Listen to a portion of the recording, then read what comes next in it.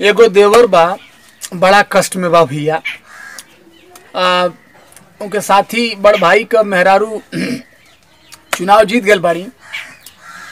चुनाव का बाद जमाना जन तो चुनाव जीत गल बाड़ी, लेकिन उससे पहले नमस्कार भाभी प्रणाम होत रहा, अब भुला गल बाड़ी।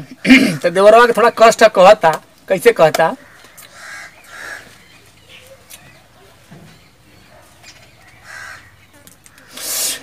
हरे ओट तो है दहली खुलेआम, हरे ओट तो है दहली खुलेआम, तू नाम हमार भूल गइलू भौजी। ओट तो है दहली खुलेआम, तू नाम हमार भूल गइलू भौजी। भैलू नेतागिरी में नीलाम, नेता नहीं भुला गल बाड़ू जीतले के बाद।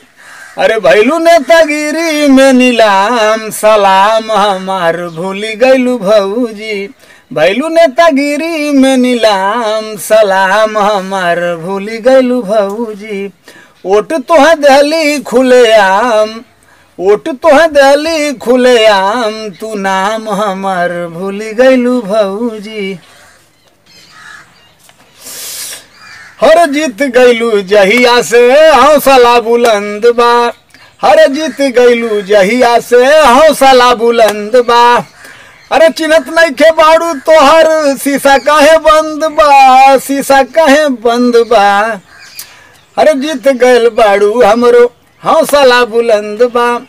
गाड़ी का शीशा बोला काहे तोहर बंद बा, काहे तोहर बंद बा।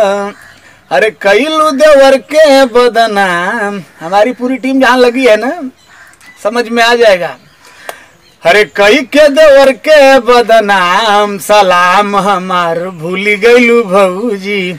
कई के देवर के बदनाम, सलाम हमार भूली गइलू भौजी। अरे ओट तोह दहली खुलेआम, तू नाम हमार भूली गइलू भौजी। भैलू नेतागिरी में नीलाम, सलाम हमार भूली गइलू भौजी।